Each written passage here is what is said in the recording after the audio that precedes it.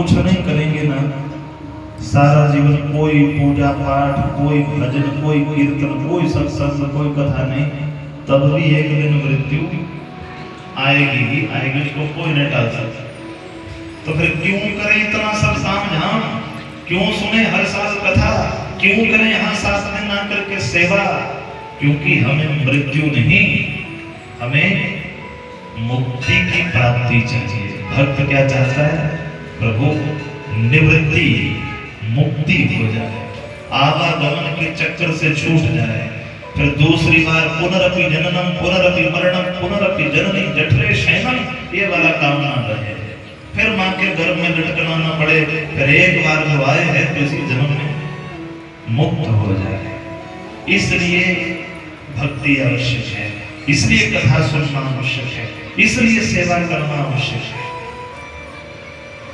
राजा परीक्षित को जब पता चला तो राजा परीक्षित अपने पुत्र जन्मेजय के पास राजपाट को सौंप दिए, स्वयं बलकर वस्त्र को धारण किए और सीधे चले गए कल कल निनादनी पतित पावनी गंगा मैया के तट पर, और वहां बैठे हुए अनेक संत महात्माओं के चरणों में जाकर के दंडवत प्रणाम।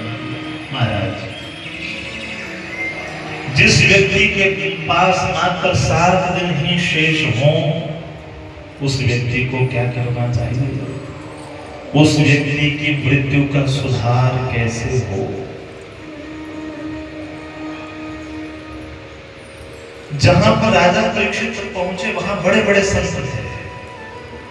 शुकदेव जी के पिता श्री वेद व्यास जी, दादा श्री पराशर जी महाराज, च्यवन, अत्रि, पुलह, पुलस्त्य, अंगिरा, एक से एक बड़े से बड़े महान से महान संत बैठे थे। पर राजा परीक्षित के प्रश्न का उत्तर किसी ने नहीं दिया, क्योंकि जानते थे जिस राजा परीक्षित की रक्षा भगवान ने मां के गर्भ में की, उन भगवान के सिवा राजा परीक्षित की अब दूसरी बार भी रक्षा कोई नहीं कर सकता। अरे इतने बड़े बड़े संत बैठे थे, क्या वो उत्तर नहीं दे सकते थे राजा परीक्षित के प्रश्न का? पर किसी ने नहीं दिया। सब लोग बैठे थे कि राजा परीक्षित हाथ जोड़ के पूछ ही रहे थे सबसे, भैया कोई तो बताओ मरणासन व्यक्ति को क्या करना चाहिए? इतने में वेद व्यास जी लिखते हैं, तत्र भवद भगवान व्यास पुत्रो अलक्षलिंगो निजलाभतुष्टो वृतश्च बालैरवधूतवेषः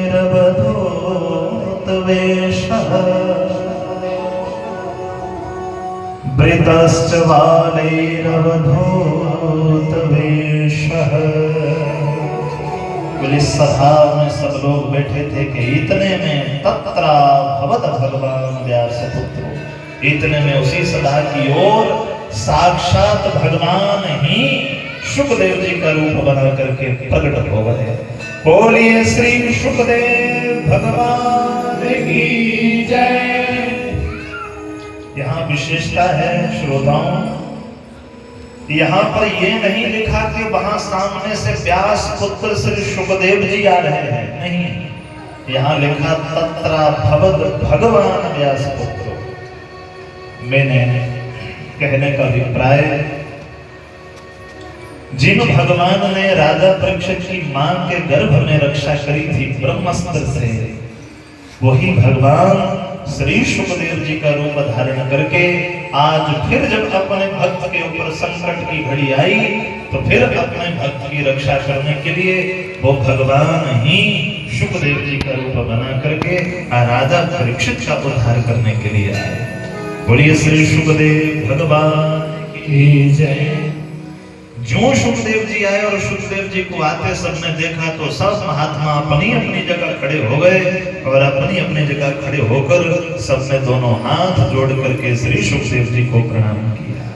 बोलो श्री शुकदेव भगवान की जय। यहाँ प्रश्न ये होता है कि शुकदेव जी की आयु कितनी है? कितनी उम्र थी शुकदेव जी की? 100 16 वर्ष, कितनी 16 साल। यह वर्णन आता है तम द्वय अष्ट वर्षम सुकुमार पाद।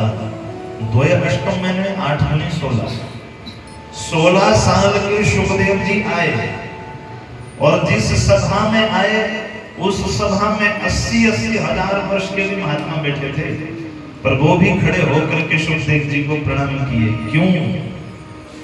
क्योंकि अध्यात्म के मार्ग में आयु शरीर की नहीं, आयु भक्ति की देखी जाती है। अध्यात्म के मार्ग में आयु शरीर की नहीं, आयु ज्ञान की देखी जाती है। इसलिए 16 साल के श्री सुखदेव जी को इतने बड़े बड़े महात्माओं ने भी खड़े होकर के प्रणाम किया। राजा परीक्षित ने देखा तो चरणों में दंडवत लेट करके प्रणाम किया। गुरु जी आपको मेरा बार बार प्रणाम। आप जैसे